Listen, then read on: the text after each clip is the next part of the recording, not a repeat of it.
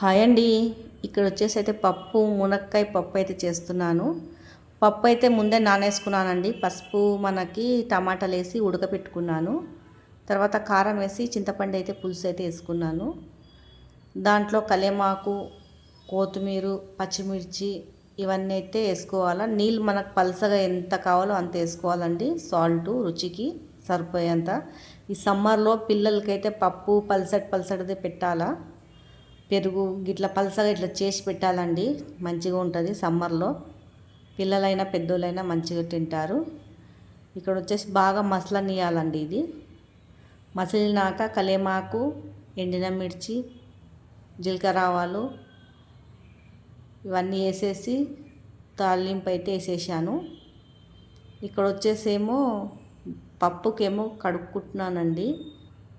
ఈ పప్పు మనకి 2-3 సార్లు కడిగితే జరటో జిరుగు ఉంటుంది కదా, మంచిగా అయిపోతుందండి. ఇట్లా కడిగితే 2-3 సార్లు కడిగినాక అప్పుడు నానేసుకోవాలా.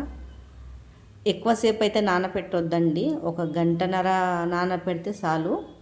తర్వాత అయితే రుబ్బి అయితే పెట్టుకుంటానండి. సాయంత్రం పూటకి వడలేస్తానికి గంటన్నరకైతే నానిపోతుంది. నేను ఎప్పుడు వండినా పొద్దుగాల ఒక 2 గంటలు నానేసిన తర్వాత రుబ్బుకుంటాను.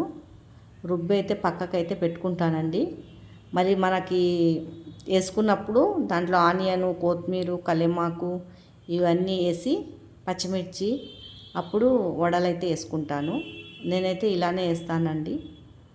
అప్పటికప్పుడు ఇవన్నీ రుబ్బినాకైతే తర్వాత వచ్చేసేమో ఇవన్నీ అయితే రెడీ చేసుకున్నానండి. ఈరోజైతే మా ఇంట్లో వంట ఏంటంటే వడలు చేస్తున్నానండి. ఇక్కడ వచ్చేసి అయితే మటన్ కర్రీ, అల్లం ఎల్లిగడ్డ పేస్ట్ అయితే పట్టుకున్నానండి ఈరోజే. ఫ్రెష్గా ఉల్లిగడ్డలు కూడా తరుక్కున్నాను. ఇక్కడ వచ్చేసేమో వడలు అయితే వేసేసుకుంటున్నానండి. పిల్లలకి ఒక 2-3 వడలు వేసి ఇచ్చేస్తే పిల్లలు తింటారు. తర్వాత వంట చేసుకోవచ్చు అని 2-3 వడలు అయితే వేసేస్తున్నానండి. నూనె కాగిపోయింది. నేనైతే ఇట్లా చేయితోటి వేసేస్తానండి. మంచిగా అయిపోతుంది, కరకర అవుతుంది బాగా. ఇక్కడ వచ్చేసి అయితే ఎండలు అయితే ఇప్పటికే చాలా మండిపోతున్నాయి. వంట కాడ ఉంటే అయితే మొత్తం చెమటలే పట్టేస్తున్నాయండి కిచెన్లో వంట చేస్తుంటేనే. ఇక్కడ వచ్చేసేమో కర్రీ ఎక్కువ తినొద్దు అంటున్నారు.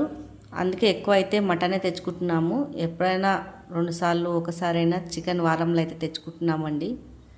చికెన్ తినొద్దు అంటున్నారు కానీ అందరైతే తింటున్నారండి. తినలోని అయితే ఎవరు లేరు. మేము కూడా వారంలో అయితే 2 సార్లు అయితే తెచ్చుకుంటున్నాము, కానీ ఎక్కువ శాతం అయితే మటనే తెచ్చుకుంటున్నాము. ఇక్కడ వచ్చేసి అయితే సాయంత్రం పూట చాయ్ ఎంబడి ఏదైనా ఒకటి తినాలి కదా, అందుకైతే వడలు అయితే చేసేసుకుంటున్నాను. తర్వాత ఇక్కడ వచ్చేసి అయితే ఆనియన్ రెడ్గా అయిపోయిందండి. కుక్కర్లో అయితే మటన్ అయితే ఎక్కిచ్చేసాను. ఆనియన్ రెడ్గా అయిపోయాక అల్లం పేస్ట్ జర ఎక్కువ వేసుకోవాలా. టేస్ట్ అయితే అప్పుడే వస్తుందండి. ఉల్లిగడ్డలు ఎక్కువ కోయాలా, అల్లం పేస్ట్ ఎక్కువ వేసుకుంటే గ్రేవీ బాగా వస్తుంది. ఇది విజ్జీగా చేసుకోవచ్చు, బ్యాచిలర్ అయినా చేసుకోవచ్చు అండి. విజ్జీగా మటన్ కర్రీ టేస్టీగా ఉంటుంది. చూడండి నేను ఎలా చేస్తున్నానో. నా వీడియో ఎక్కువ మంది చూస్తలేరండి. చూసినా కూడా సగం చూసి ఇడ్స్ పెడుతున్నారు. పూర్తిగా అయితే చూడండి, వాచ్ చేయండి పూర్తిగా. ఇక్కడ వచ్చి పసుపు అయితే వేసుకున్నాను. తర్వాత కారం అయితే వేసుకోవాలండి. దాంట్లో మనకు రుచికి సరిపోయేంత కారము. ఎండాకాలం బాగా వేసుకోవద్దు, ఎండాకాలం కదండి. నూనె, కారము అవంతా అయితే ఎక్కువ వేసుకొని తినొద్దు, కడుపులో మంటలు వేస్తుంది. కొద్దిగానే వేసుకోవాలా చప్పగా. ఇక్కడ బాగా జర పచ్చివాసన పోయే వరకు ఫ్రై అయిపోయాక మటన్ కడిగి పెట్టుకున్న మటన్ అయితే వేసుకోవాలి. దాంట్లో వేసుకున్నాక మంచిగా తిప్పుకోవాలండి. దానికి ఉప్పు కారం పట్టేలాగా, ఉప్పు అయితే పైనుంచి వేస్తాను, కారం పసుపు అంతా మంచిగా పట్టేలాగా మటన్కి కలుపుకోవాలా. ఈ ముక్కలు కలుపుకున్నాక టమాటాలు ఒక 2 తరుక్కోవాలండి. మనకు సాల్ట్ కూడా ఎంత తింటామో అంత వేసుకోవాలా. ఇక్కడ వచ్చేసి అయితే సాయంత్రం పూట వండుకుంటున్నానండి. సాల్ట్ వేసుకోవాలా. పొద్దున్నైతే పప్పు అయితే చేశాను. ఇది సాయంత్రం పూట అయితే మటన్ అయితే చేస్తున్నానండి. ఇది పొద్దుగాల నుంచి సాయంత్రం వరకు నేను ఏమేమి పనులు చేస్తున్నానో చూపిస్తున్నానండి. బాగా ఇట్లా ఫ్రై అయిపోవాలండి. జరసేపు పెట్టాలా, ఉప్పు కారం పట్టినట్టు. అప్పుడు దాంట్లో టమాటాలు వేయాలా. మనకు సన్నగా తరిగి పెట్టుకున్న 2 టమాటాలు అయితే వేసేస్తున్నాను. వేసాక బాగా కలిపేసాక మనకి ఎంత నీళ్ళు కావాలో పోసుకొని ఉడకపెట్టుకోవాలండి. ఒక 5-6 విజిల్ అయితే బాగా రావాలా. ఇక్కడ వచ్చేసేమో కొత్తిమీర పుదీనా అయితే తెంపుకుంటున్నాను.